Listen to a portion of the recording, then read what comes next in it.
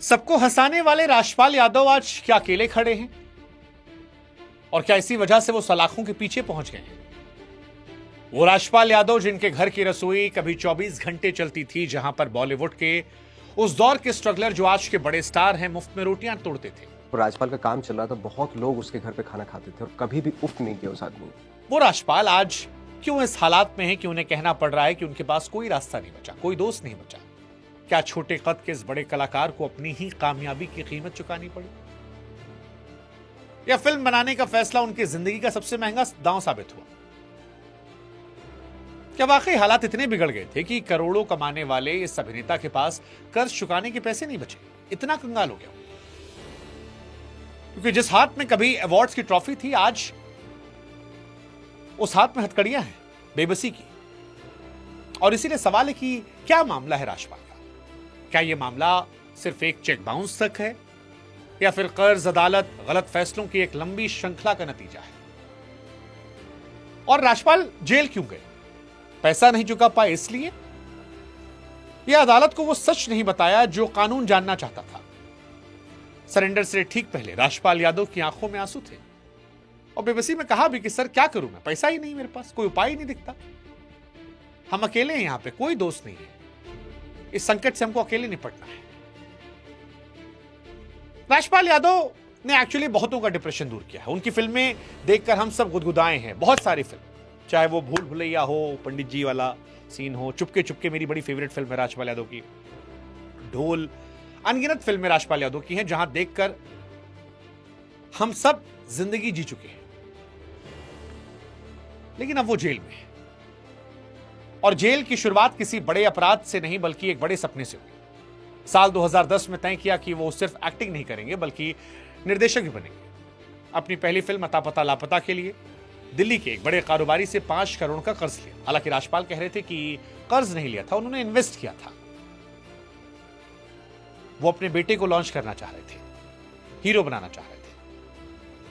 लेकिन जो बात निकल कर आ रही है वो ये कि समझौता था कि मुनाफे के साथ पैसा लौटा देंगे, लेकिन किस्मत ने साथ दिया नहीं। फिल्म बॉक्स ऑफिस पर बुरी तरह फ्लॉप रही। अब 5 करोड़ का कर्जा, ब्याज और पेनाल्टी के साथ करीब 9 करोड़ पहुंच गया। राजपाल ने कोर्ट को कई बार वादे किए कि पैसा चुका देंगे, लेकिन वो नाकाम रहे। कोर्ट को अधूरी जानकारी, वादा तोड़ने की वजह से जज साहब नाराज हुए और साफ कहा कि कलाकार होने के नाते कोई स्पेशल ट्रीटमेंट नहीं मिलेगा। 5 फरवरी 2026 को राजपाल यादव ने तिहाड़ जेल में सरेंडर किया और अब 6 महीने की सजा काट रहे हैं। अब सवाल, क्या राजपाल वाकई कंगाल हो गए थे? जिस इंसान ने सालों साल हंसाया वो आज रो रहा है। सरेंडर के वक्त जैसा कि हमने बताया, वो रुआसे होकर कहे कि क्या करूं सर, पैसा ही नहीं है, कोई उपाय नहीं दिखता, हम अकेले हैं, कोई दोस्त नहीं है। सच तो यह है कि बैंक ने अगस्त 2024 में शाहजहांपुर वाली उनकी करोड़ों की संपत्ति को पहले सील कर दिया था। हालांकि हाल की फिल्मों में उन्होंने भूल भुलैया 2, 3 से पैसे कमाए हैं, लेकिन पुराना कर्ज और ब्याज इतना बड़ा है कि वो कमाई अकेले काफी नहीं है। करोड़ों कमाने वाला सितारा आज बैंक के नोटिसों और बेबसी के बीच घिरा हुआ है। सजा काटने से कर्ज खत्म नहीं होता, उन्हें 9 करोड़ फिर भी चुकाने पड़ेंगे। राजपाल उत्तर प्रदेश के शाहजहांपुर के एक छोटे से गांव से आए थे। एनएसडी से एक्टिंग सीखी, मुंबई में एक छोटे से कमरे में 6 लोगों के साथ रहकर दिन गुजारे।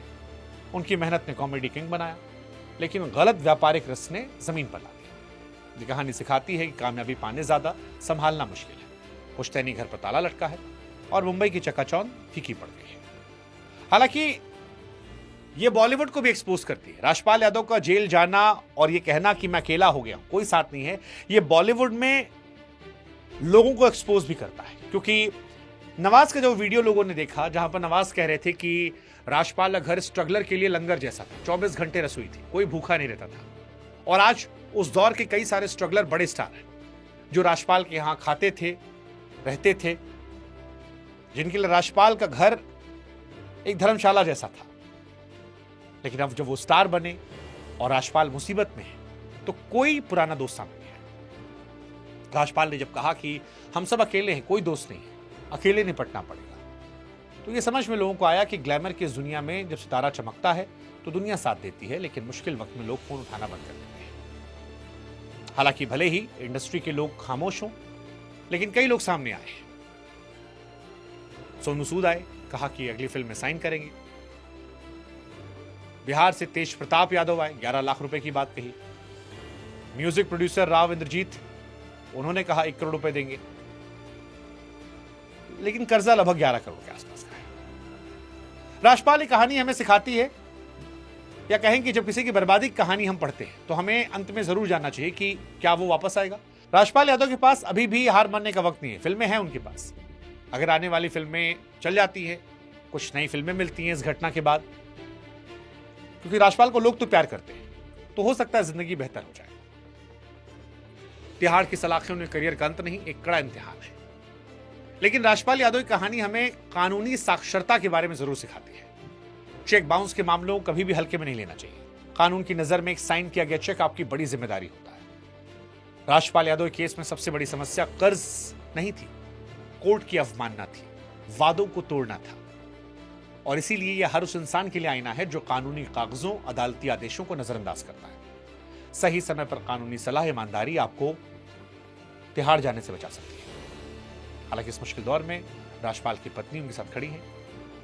बच्चों पर सोशल मीडिया समाज का दबाव है, लेकिन परिवार साथ है। राजपाल को अफसोस है कि उनकी गलती की वजह परिवार को मिल रही है, लेकिन जिस तरह से लोग आ रहे हैं उससे लग रहा है कि वापसी हो जाएगी। राजपाल यादव कहानी सिखाती है कि सपने जरूर देखिए, लेकिन प्लानिंग और कानून का भी सम्मान कीजिए। सफलता संभालना मुश्किल है, लेकिन आपकी पुरानी अच्छाई कभी भूलती नहीं है। क्या आपको लगता है कि राजपाल जी जल्दी वापसी करेंगे, फिर से हंसाएंगे? मुझे तो लगता है। आप अपनी राय कमेंट सेक्शन में बताइए और सपोर्ट कीजिए राजपाल यादव को।